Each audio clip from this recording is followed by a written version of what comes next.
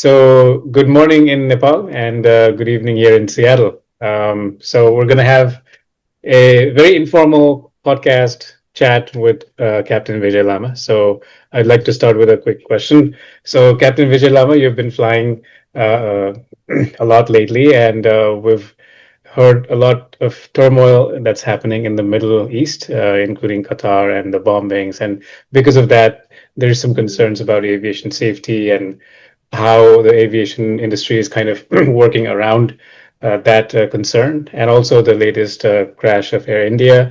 Looking at all these events, always there's this question about what's happening in the aviation space. So let's start with what your thoughts are about the current happenings.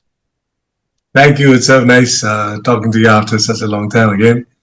We are here back again. I'm back with Serv. We are very concerned about everything that's happening around the world globally. But at the same time, I've always emphasized on one thing that there's no other mode of transportation which is safer than flying.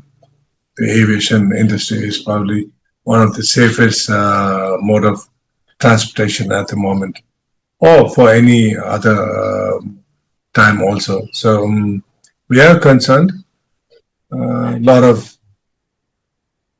commotions, a lot of doubts, and a lot of things that has been coming up on our sleeves all the time, all due to the situation, the scenario of the war between countries, and the latest crash and the crashes aviation industries has had to face, So, but looking back at it, I can again tell you, I've been in this industry for the last 4 decades. That's a long time. Officially, I've logged more than 25,000 hours, and unofficially, which I have not logged because then I've got to fill up so many logbooks, I just log what I need to log in order to keep my license current. So, How many logbooks do you have? I'm curious. I think I'm about from my domestic days till now, I should be having nearly about 14, 15. Wow, that's so cool. I'm going to show that one day. See, during my domestic days, it used to be very short flights, so you have to log in whatever flight you complete. So, again, having said that, people are confused, and it's very natural. It's very obvious that when you see anybody scared over the conditions of the flying up in the sky with all the things happening around the world is kind of difficult to grasp. But again, just to clear that also, I think we are here today, right?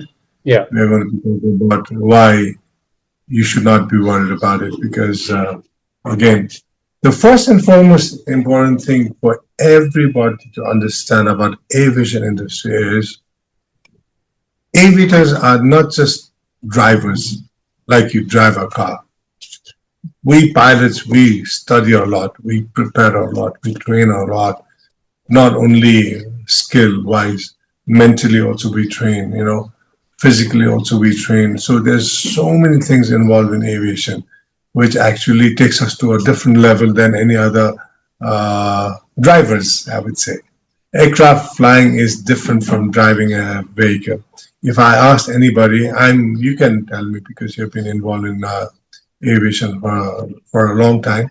But if I ask any general layman what kind of a vehicle they have, I have this, I have that, I have this, I have that, and some are very expensive, some are not expensive, And then if I ask them what kind of engines do you have in your car, they have no idea. You understand what I'm saying?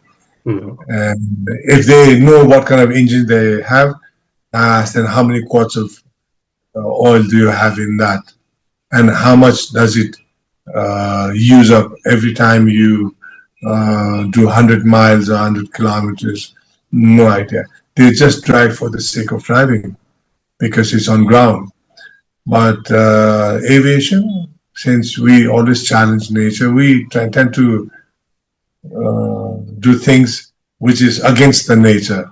The law of gravity always tells you to stay put on ground, right? Right.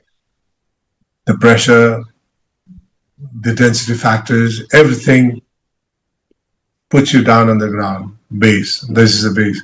But we have opted a career, profession where we have always challenged the nature by saying, look, you cannot put us down, we can fly. And imagine flying, for my case at the moment, the maximum weight is 230 tons. That's a lot of weight. Yesterday I just did came from Narita, Japan to Kathmandu, 7.5 hours of flight. I had 60 tons of fuel. Imagine 60 tons, that's a lot of fuel. So aircraft was 202 tons when I took off. Imagine what anybody, if you jump, how high can you jump? How much can you do? Can you fly? You cannot fly. The law of gravity always tells you to stay put.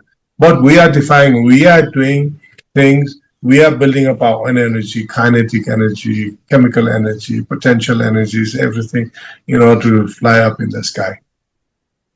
Obviously, it's dangerous. So, because of the dangers, because of the complexity of the profession, the Civil Aviation Authority, the Federal Aviation Authority of America, or ICAO, or our DGC, or wherever, they have experts there to monitor us.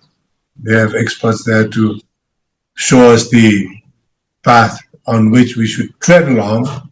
We should continue on with our profession in order to maintain the safety standards. So we have been doing that. So Captain, Now you go. Yeah. I'm curious. So if a jet flies through the Middle East where there is wars going on, what are the dangers? What are the risks that Yeah, pilots? I'm coming over there. I'm coming over there. I'll just give you an example of what happened. Sometime back, the war between middle of the night. I was supposed to fly back from Qatar to Kathmandu. War between India and Pakistan. Thank God it did not. It did not escalate. Mhm. It came to an end. We were supposed to fly via airway Pakistan.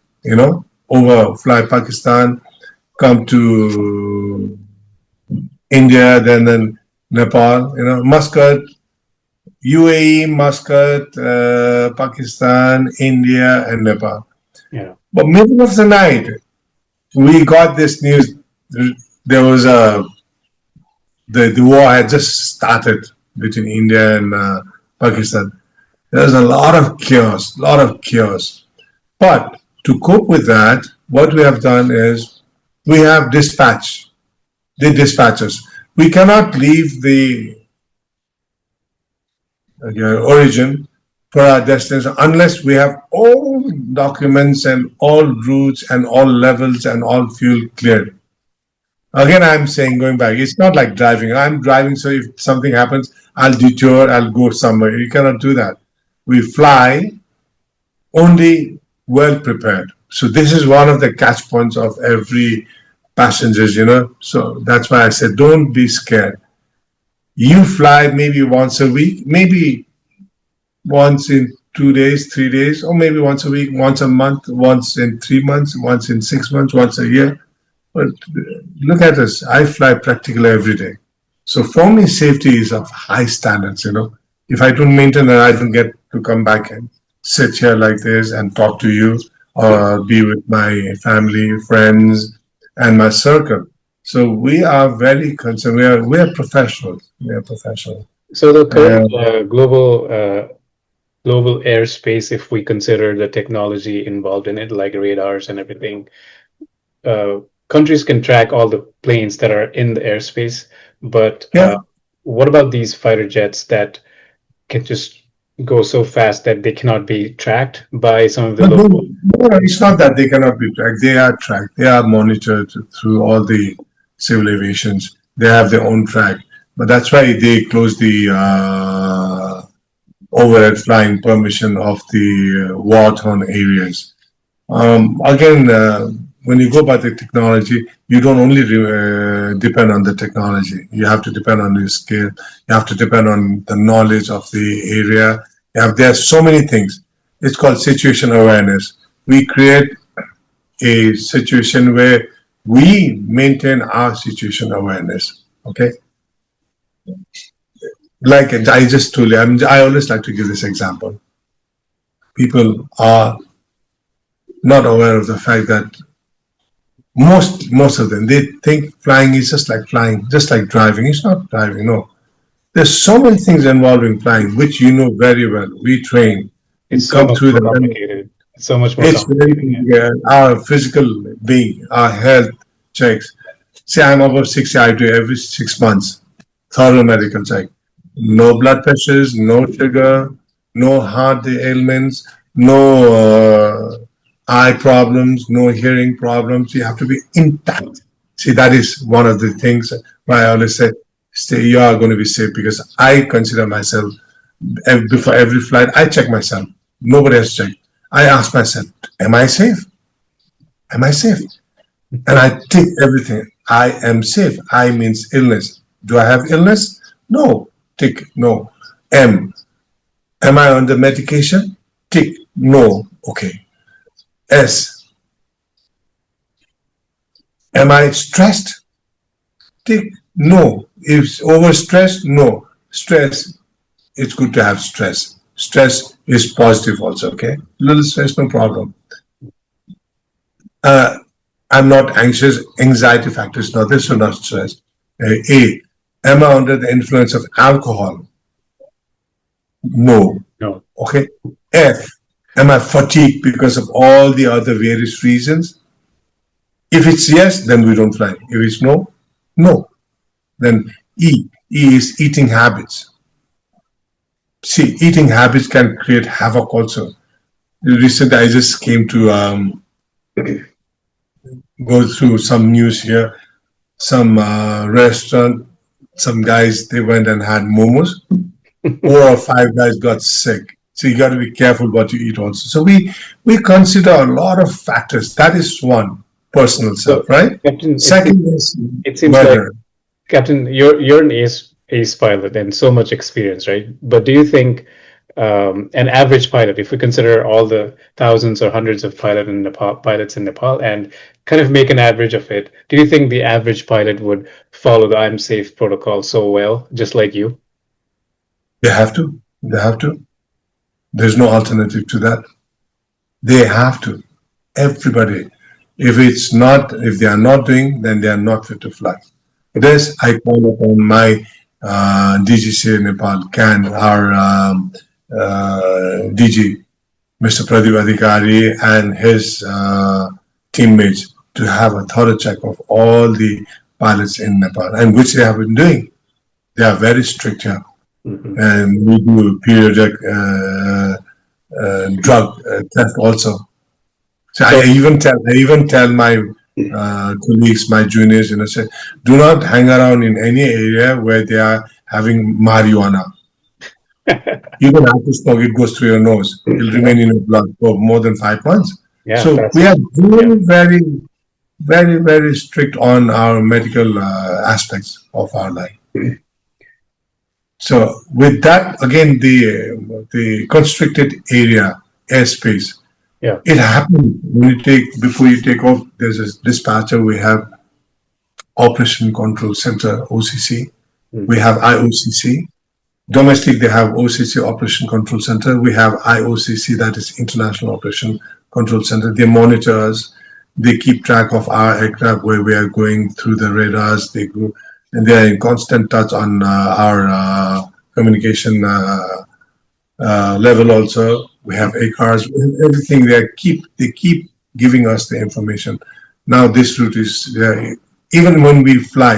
Supposing the certain routes are hacked or certain routes are not safe to fly, they'll immediately give us on our system. They send us a message. They say, look, you take this route. Then we can ask. It's not like flying is just not like when you drive from here. Kathmandu to Mugli. Only in Magdunga you find some information, then you go somewhere. No, it's not that. We have from point A to point B, there's a takeover and handover, takeover and handover. Right. Communication factor plays a lot. The radar is, we are always monitored in the radar by all different airspace agencies. Yeah.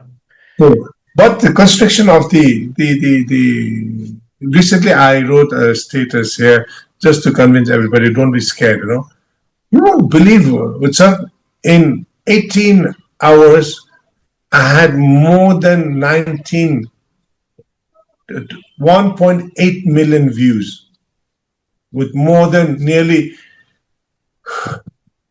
6,000 comments on it and more than 180,000 activities active on it. See, this is how people are so conscious about flying. So this is the right time to disseminate the information without creating havoc in the minds of the travelers, Right. just to let everybody know why flying is safe. Right. So just to summarize, all the technology, the aerospace technologies are out there, very sophisticated, up to the mark, calibrated. They help us track the planes very well, even the fighter planes. But the B-2 fighter jet is an exception that was used by the US on Iran lately. But apart from that, everything can be tracked, so we can feel safe. Also, There's certain levels. When you fly below certain level, they cannot be tracked. The fighter planes, right? right. B-52s, they fly very high. You cannot track them. There's a range of the radar also. Not B-52, but B-2. That looks like B-2, yeah. B-2, right. I forgot. B-52 was a long time back. Okay. Also, so our kind of network with all the aerospace agencies of so many countries in the Middle East and all the countries all over the world, that network, that relationship that we have helps us really monitor our planes everywhere. So that's another reason to feel safe. And to your point earlier, the pilots are so disciplined that we have these protocols that we maintain so much on a daily basis. And because of that discipline, it's way more complicated than driving a car. So because of that discipline, we can feel safe with the pilots. So these are some of the points I think people can take away from this conversation to kind of conclude that it's really you can take away one thing from this conversation is that pilots are not skilled manpower only. We are academically very sound people. Our topic itself is within the academy of the aviation. Okay? So just because a pilot does only high school and rest, they consider as skilled manpower, which is absolutely wrong because that is the baseline to start becoming a pilot. Once you become a pilot, there are so many stages of examination. There are so many stages of levels of flying. There's so many stages of things that you have to go through. Academically also, see the first language, the only language, the number one language for aviation industry is English. Okay. Now, on different region, different airspaces, they have their own native language they use. But still, when they use that, non-native people flying over that, for instance, mainland China, they are always conversing with their pilots in Chinese. All right? But when we converse with them in English. So, see, they can take away that pilots are not drivers. I'm sorry. This is one thing they have to get rid of that man. We prepare. We are very concerned. We are very disciplined, and we believe in humanity. When a passenger flies in my aircraft, we all understand that they have no hold over nothing. They literally give their lives, put their lives in our palm, and our skill, our knowledge, our being. So our responsibility is huge, huge. And we feel that. And I can vouch for the entire pilot aviation world.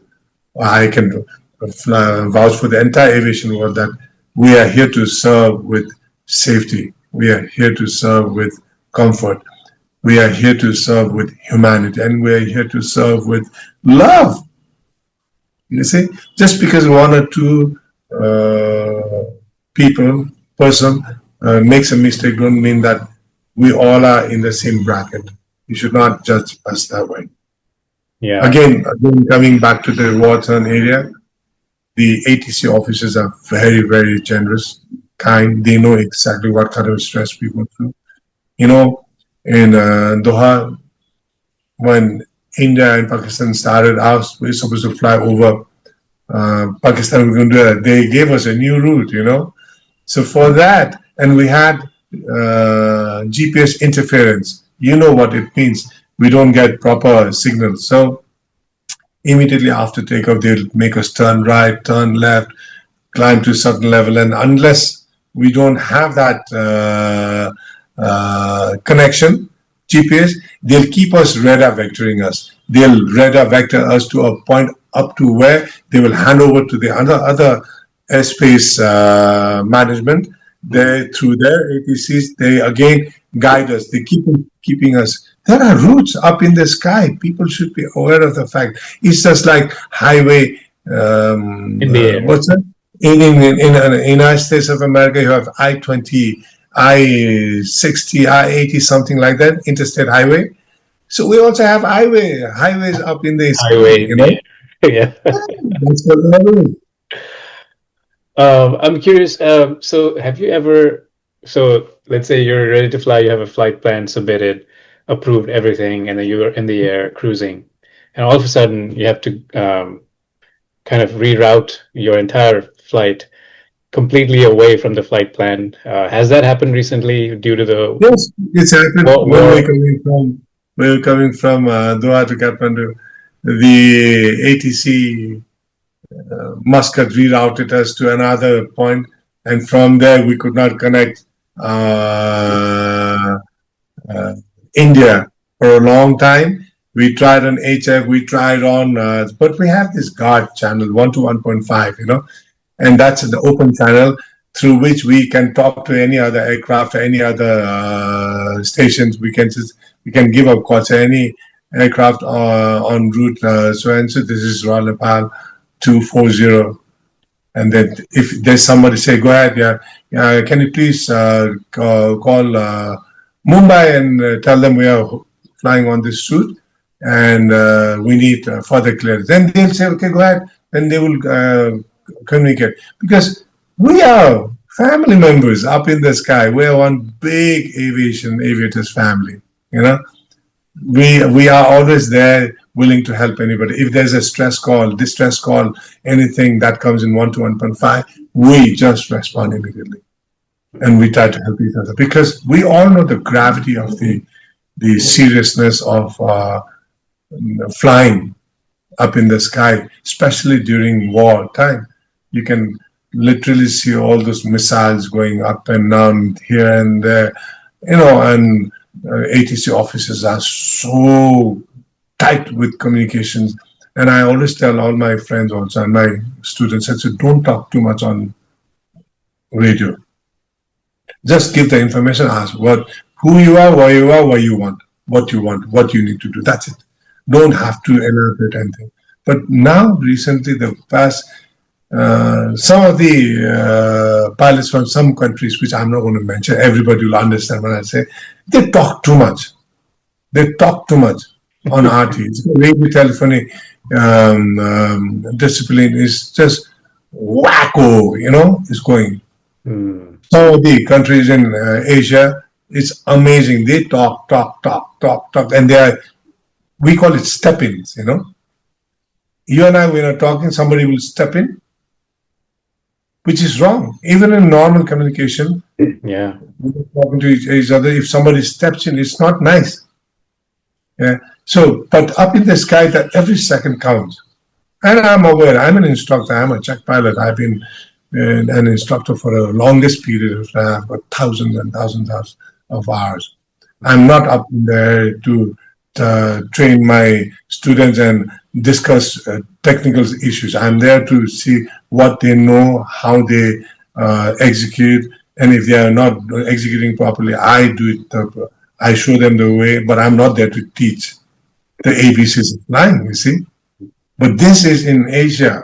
Even now, the instructors are there going into the nitty-gritty details of a little bit of what is this, what is that. You don't need to talk about all that thing. They're already professionals. When you're dealing with professionals, you have to be professional. So again, coming back to the recent incident, accident, very uncalled for, very tragic, It's very sad. Yeah. But hey, what can you do? People come up with, and there are some, I don't know, there are some foreign pilots from different parts of the world just to Yeah. get the TOP. They are trying to say this happened, that happened. What do they know about that? They're retired. I'm still active. I don't comment. The dynamics of flying is different. For you, 1 second is 1 second. For me, 1 second is a pulse of my life. Yeah. For you, 5 seconds is just 5 seconds. So for normal people, 5 seconds is five. For me, 5 seconds is a life saving time. Right. Who knows? So let the data speak. Let the CVR show you what's happened in the thing. Let the whole scenario be built up. You know, and then the forensic reports are going to be there. You're talking about the Air India crash, right? Yeah, in the crash or any crashes. Yeah. So so Or now again, the most difficult part is again I wrote, what's up? The onset of monsoon now. very Um, difficult. with all that constricted sky due to the war, another one after the other, the crashes that's been Mm. creating havoc in the minds of the people. Yeah. Definitely it does hit us. But look, we are not. We are trained to be pilots. We are trained to be aviators, and we train. We believe in. I have always taught my students that look, you expect the unexpected. Yeah. Everything that is in the book cannot be there. There are many things that cannot be in the book also. So you use your logic, you use your knowledge, you use skill, and you use a presence of mind to deal the scenario. Just like in any other business, we do that. Yeah. That's why we say, and I'm proud to say I have many other, academically, I've done many other stuffs also, but I never talk about my academic degrees also because I'm an aviator. I want to hold on to that ground. Yeah. I do want to share that just last year, I was involved in some of the Nepal aviation safety initiatives, and we were so seriously in it, looking at some of the root causes and what we can do from Nepali diaspora and so on. And then this Air India crash happens again. The overall sentiment of aviation safety is kind of going down, and especially with these crashes, um, when I got up in the air flying a plane, I started feeling the emotional burden of um, Hold on, I'm going. What happened to my? Okay, okay. Sorry. Say that again. noise. So I did want to share that since about a year ago, I've been kind of taking some initiative in helping improve aviation safety in Nepal, and there were some initiatives I worked on to kind of bring the Nepali diaspora together so that we can help from the outside. Um, and then and then this Air India crash happens, and that is also kind of bringing down the overall sentiment of aviation safety. And then now the wars are going on. So what I wanted to kind of talk about is after the Air India crash and the wars, when I got up in the air and I'm flying, I started feeling the burden of safety, and it's emotional, right? It makes me anxious, and for a young pilot like me, student pilot like me, I feel so much of emotional burden. But what I want to know from you is you've flown so many hours, 40 years, right? Um, Yeah, how do you process the emotional burden of all the things that are happening all around the world to keep your calm and be steady and be the safest pilot in the air? professionalism. That's it. If you are a good professional in your profession that does many things. Triple D. It's called Fully. Triple D. Discipline, dedication, and devotion. Hmm. You know, and that gives you an edge over others because you're very professional and it's called preparedness. I prepare. So when you prepare, when you know, when you knowledge is power only when you implement that. Knowledge becomes strength only when you implement that. It is not going to be a strength if you have knowledge and you cannot implement that, execute that.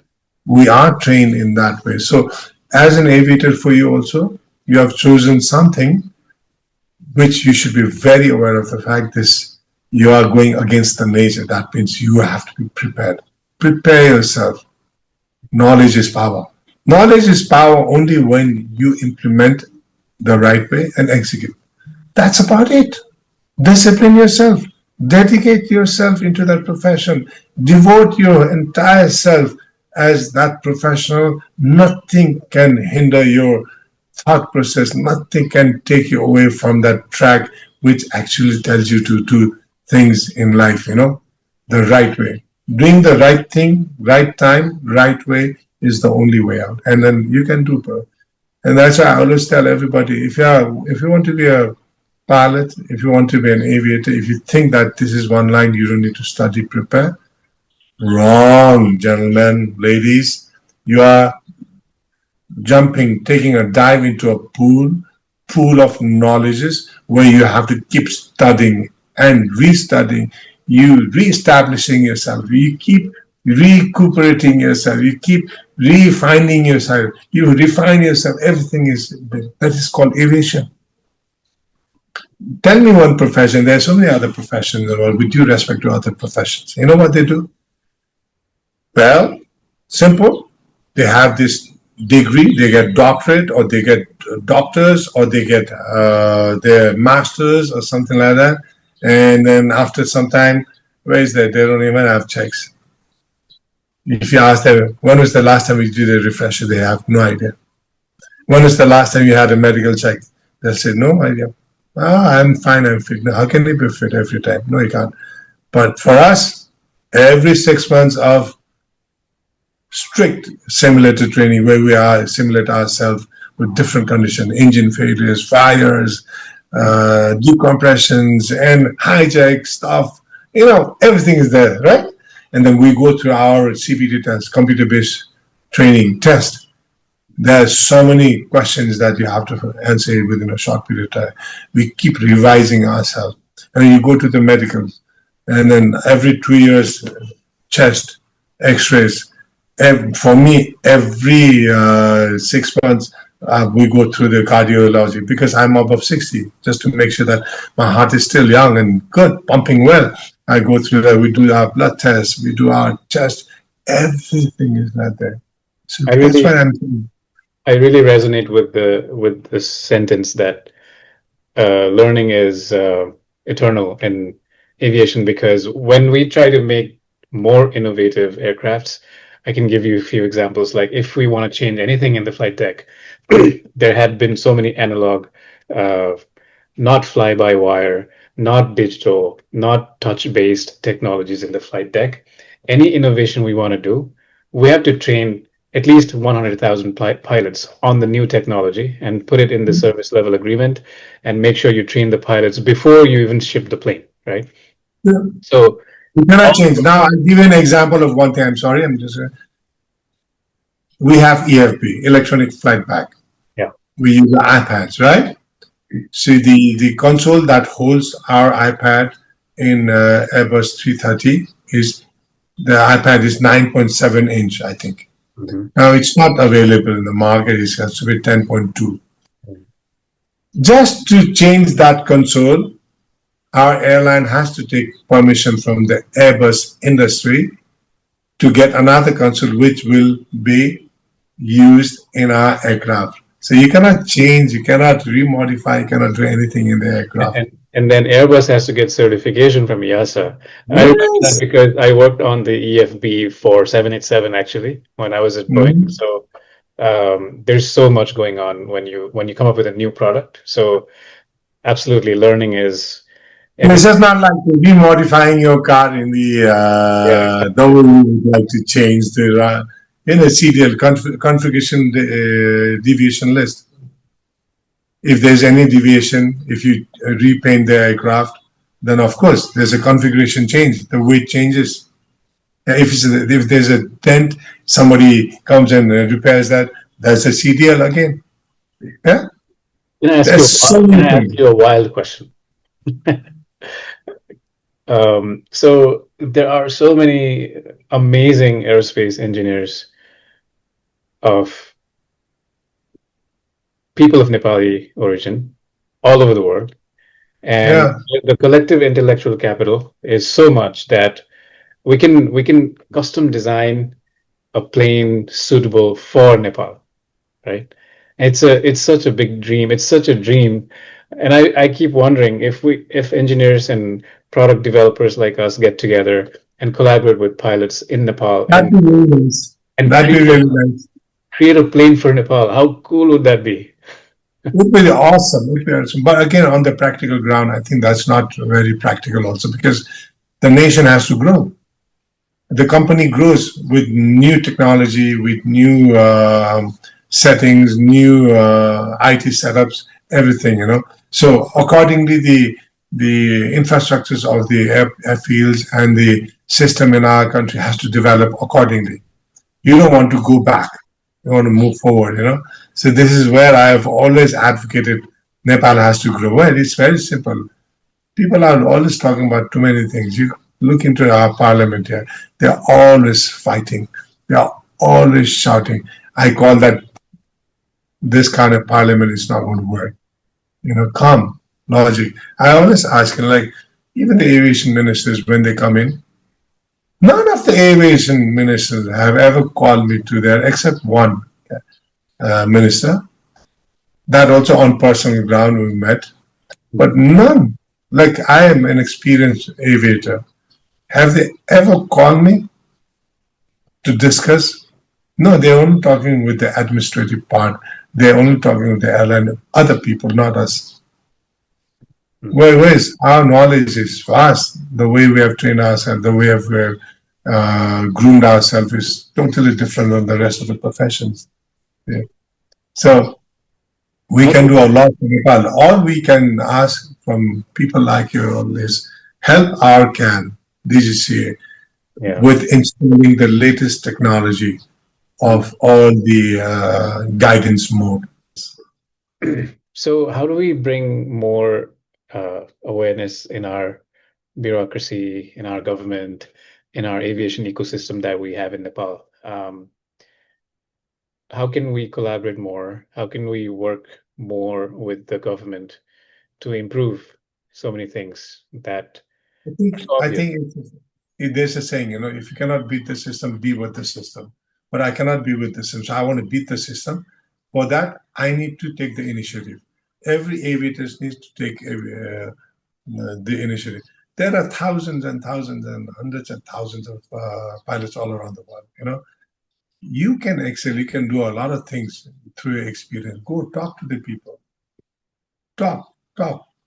Disseminate the positive information that needs to be there all the time. Stop analyzing any other stuff your own way. Go into the logic behind it. Understand the matter. Read, study, then come up with your opinion. See, most of the people are very opinionated. They just for the sake of saying they come and just say things. No, I don't. I don't like to do that. I really feel the Nepal I'm pilot is soft. firm. I'm so firm on things like when there's an accident, I said, stop giving your opinion. Yeah. Look, 3 years of flying, nearly 30,000 hours, officially, unofficially, okay? Above 25,000 hours officially. If I give an opinion, people of Nepal, people all around the world, those who know me, they Mhm. will definitely be influenced by my opinion. Right. I may be wrong. The dynamics of flying is there. I may be wrong, which Mm. should not be done. So stay off, do what you're supposed to do. Yep. And ultimately, your active participation can change the whole world. Going back to collaborating with the government and the bureaucracy, it feels like the Nepal Pilot Association is a very good step in the right direction, where all the pilots can get together and support each other and kind of start bridging that gap that we have between aviation sector and the government and the bureaucracy. That's what I feel like, but that's what It I can see. only happen. No, no. Again, I'm sorry to cut you in between. It can only be possible if Pilot Association Nepal recently reformed again. Remains free of the clutches of all the political parties. Yep. The moment I always say, even in my airline, amazing. There's so many unions, And I told them, this is not Nepal Airline Union. This is a party union. It's a Maoist union, Rasupa union, Raprapa union, and Congress union. And how can you have that? And I always tell everybody, the moment you walk into the office, you shed all your political uniforms, your shoes, socks, and all that uniform outside. You wear the uniform, the airline, and come and work. The airline will just do fine. When you walk into the parliament, stop walking there. When you become the ministers of the country, the moment you walk into the ministry, all the ministers they have to shed their uh, political party uniform and just wear the Nepalese ministry uniform for all. The biggest, saddest part of our nation at the moment is I always ask, do I have a prime minister? Do I have a president? Do I have a minister? My Nepali minister, my Nepali prime minister? So no. Recently, they're very proud of saying, look, we gave the president to you. We allowed you to make president, one of the political guys. The other guy is saying, well, we let your party chief to become the prime minister. This and look, how can the country grow when you have things like this? Stop doing that. What about people like us? We are non-political people. We are just plain professionals.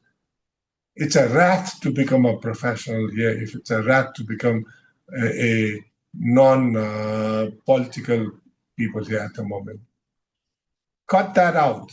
Cut that nonsense out, and this country is going to grow. So the system is so complex at the moment. If you are part of certain party, then you have a good connectivity to doing things that way you want to do. But if you are not, you cannot do it. Um, Here and now, talking with you, Captain Lava, I feel like we can start something right now, right here. And that That's is, what we started. Recently, yeah, we started. There's another podcast we did. Remember? And yeah, now this is just the beginning. This is how you yeah, dissemination of information. right. So here's my thought. I think there's always gonna be the political pulling and pushing and all that dynamics. Within that dynamic, how do we kind of lead us towards safety, right? And I think it's always going to come from more knowledge and more knowledge and more knowledge. And then to your point earlier, you said if you don't implement knowledge, it's dead. It's nothing, right? So I think all knowledgeable, experienced aerospace professionals, including pilots, we come together and share knowledge and give a structure and a shape to that knowledge so that we disseminate that regularly to the public. And when public becomes more aware, then we have leverage. This is my People thought. are aware. Yeah, Public is aware. It's not that. Public, they understand. When I talk, I'm very blessed because people listen to what I say. right. And I'm proud to say that also. So, but sometimes it's kind of difficult, it's because kind of frustrating, is because you want things to do. Aviation world is growing fast. You cannot be slow paced. So we talk about the market of our country also. It's amazing. The tourism, they are all doing things here, and they're just talking about this quality tourism, blah blah blah. It's just first improve our aviation here. Everything. The moment we improve our aviation industry here is amazing. Now, having said that, every time I land from Dubai, Doha here, or for that matter of fact, even from Malaysia or any other destination, I see like two, three aircrafts of Himalayan Airlines on the bay, and we have another two, three aircrafts. They are just idle during daytime. Hmm. Why can't the government set up a system where, like, Nepal Airlines will do the code sharing with the other airlines? Let the airlines, we'll use our name, please, airlines here. Okay, we grow our industry, we make it big, and even I think the private airline people out there are going to be very happy to join with us instead of keeping the aircraft idle and the crew members idle. They come and collaborate together. This is how you have to collaborate. Even the domestic airlines, if they all collaborate together as team, when we sell our tickets in Narita or in Japan or in let's say Hong Kong or wherever, if we start selling tickets for the domestic and then join together hands, it becomes a good unionship, unionism of all the aviators world can only the collaboration of all the teams of all different airlines here can create many things: market, goodwill, safety factors, operational professionalism, and opportunity for the younger generation to do something in the aviation world and don't have to go outside. Like people like you are out there is because you wanted to do so much, but when there was nothing here, you know, you look forward. Human natures have this tendency to look outside their box to become something in life.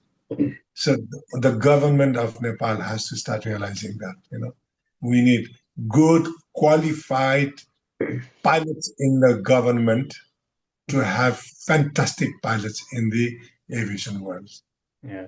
Can I ask you something personal? So, having lived outside of Nepal for 25 years, going from India to Japan to US, obviously, I do have a dream to come back to Nepal and serve Nepal, right? And obviously, the aviation sector is the sector where I would like to be because of 16 years of experience in automotive and aerospace engineering. And then I'm a kind of a budding student pilot as well. So, what kind of an advice do you have for an aspirant like me who wants to come to Nepal and really make a difference, really do something, right? Because there are hundreds of pilots and aerospace professionals like me in the Nepali diaspora, people of Nepali origin, who really want to help and serve Nepal. So, what pinpointed 3 points of advice or anything you have for somebody like me? Nepal, we are blessed with fantastic terrain.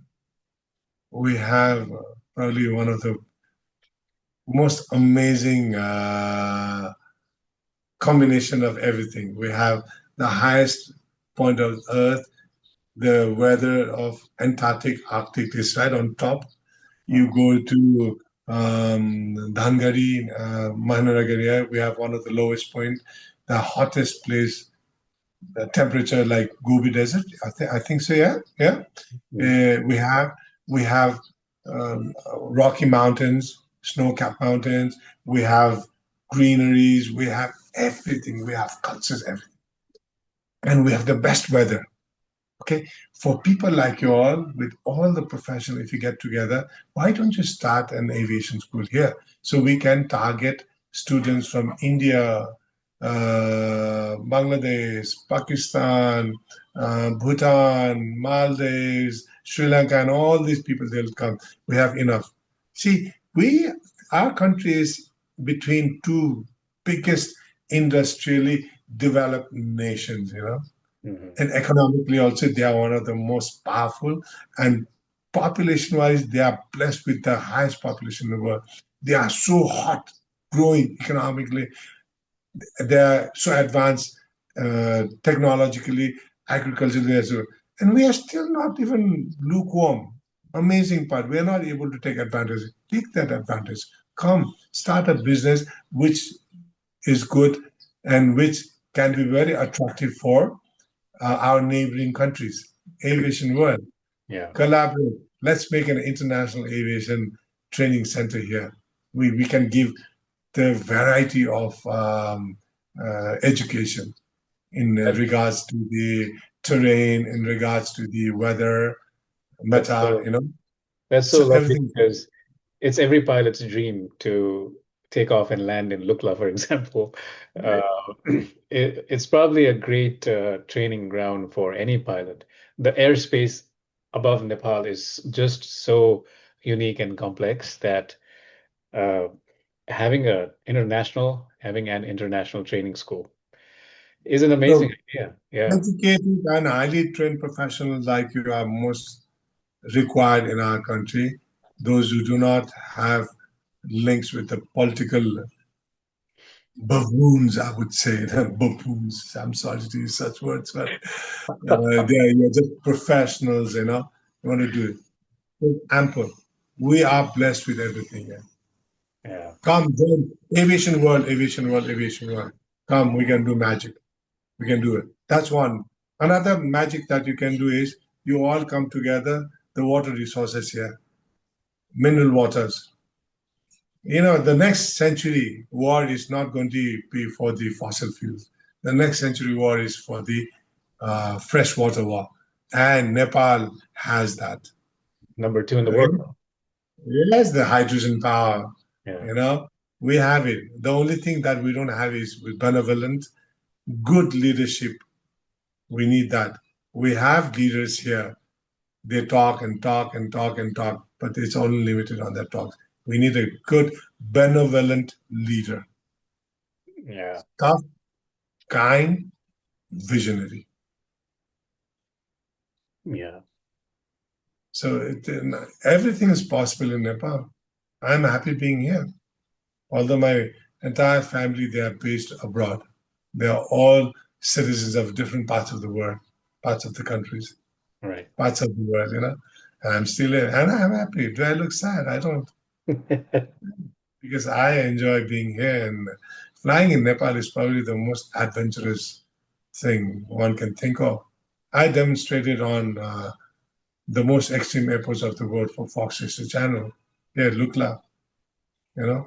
So it's exciting. Come, what's up? I think it's time for you all to thank you so much for thinking about Nepal also at the same time. And I'm always happy about one thing. People living abroad, though with various different passports, you're still Nepali. I'm sorry. Everybody is still our Nepalese brothers and sisters, people of Nepalese origin. Does not matter where you live. I don't understand about NRN. NRN they established in 2003 just to safeguard the Nepalese living outside Nepal, their rights, their everything. Now that is into two different factions. I don't understand this. So So for me, it's a sad thing. So I always believe in people like you all who has so much thought and vision to do something in Nepal. yeah. So looking at Nepal from the outside, also there's one concern that probably everybody thinks about but does not talk about this. So the recent news about $100 million of let's say corruption in the Pokhara airport. If we can imagine utilizing $100 million for improving safety, that's a lot of money. We could solve so many safety issues. We can enhance safety features for domestic also.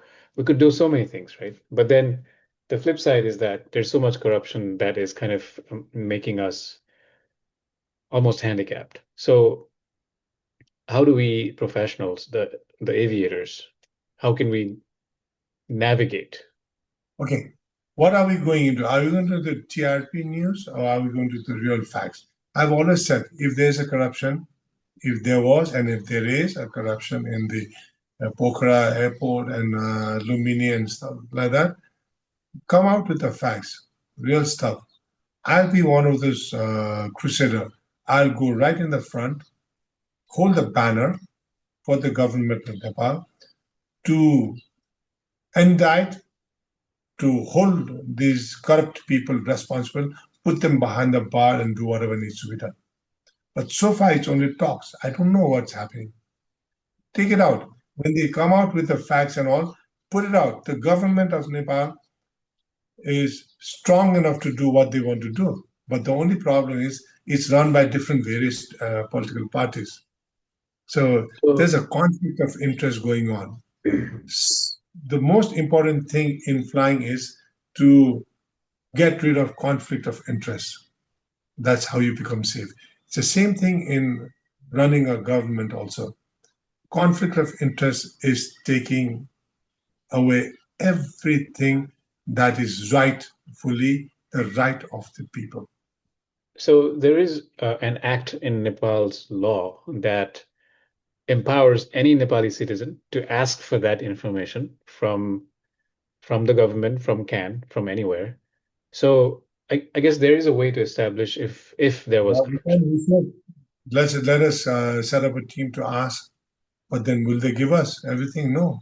There's a controversy going on in everything that they give.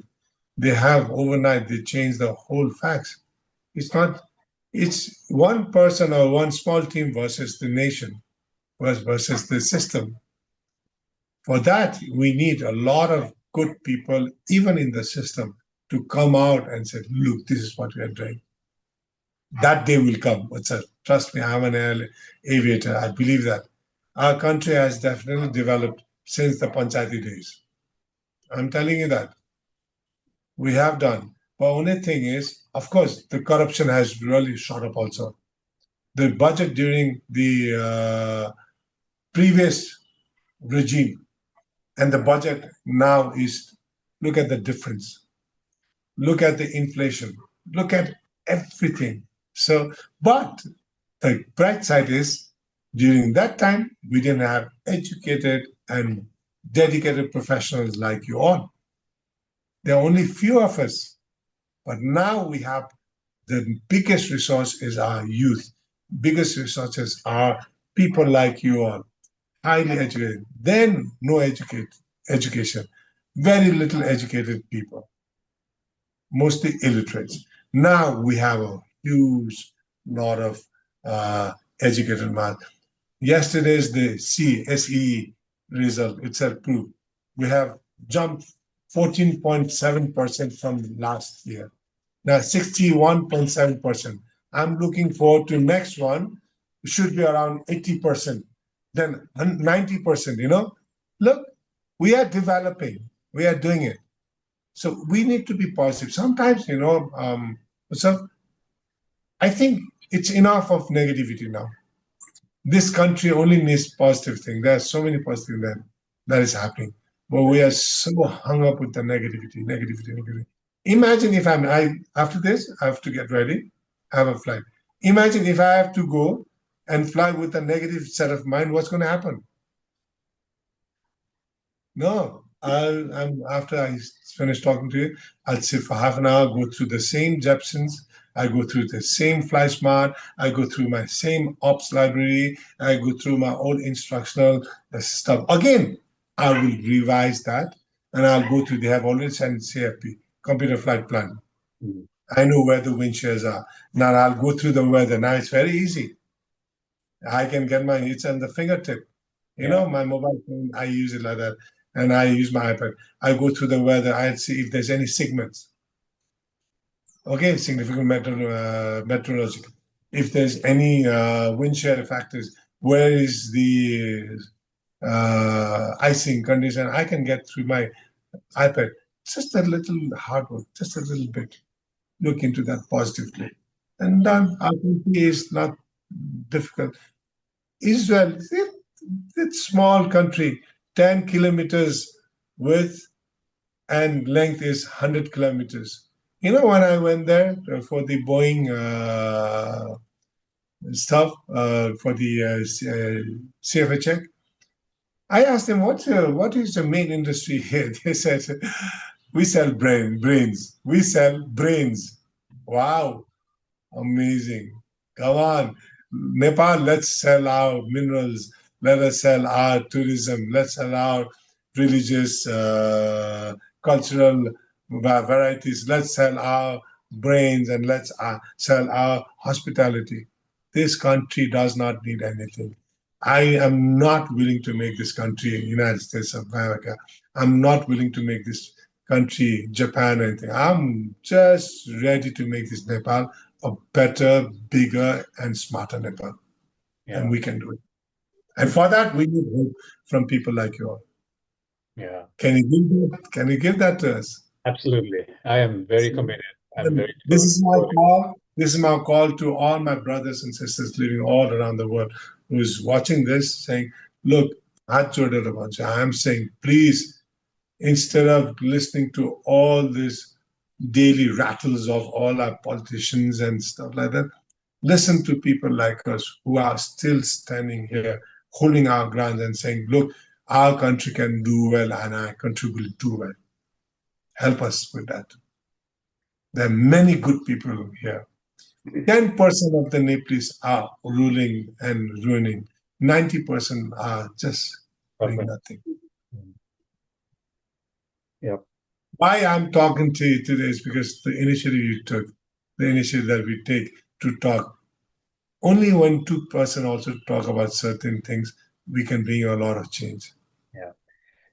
And this is very heartfelt for me because this conversation is the starting point, and I really want to go deep into some of the technical matters and some of the issues that we have in Nepal. So I really hope to kind of go deeper in future conversations. And Definitely. Such an awesome time always talking to you, Utsa. Just before we close this up, also, I know you have to look after your child, and I have to get ready also. My request to everybody living all around the world, we are global citizens, definitely global citizen. But then again, we belong to this country. We are people of Nepalese origin. This is a country through where we have originated ourselves. Okay. Uh, I only ask everybody to do little things, not big stuff, little stuff. We can contribute many things, many things, if we wish to do it. But if we don't want to contribute, we can also do that.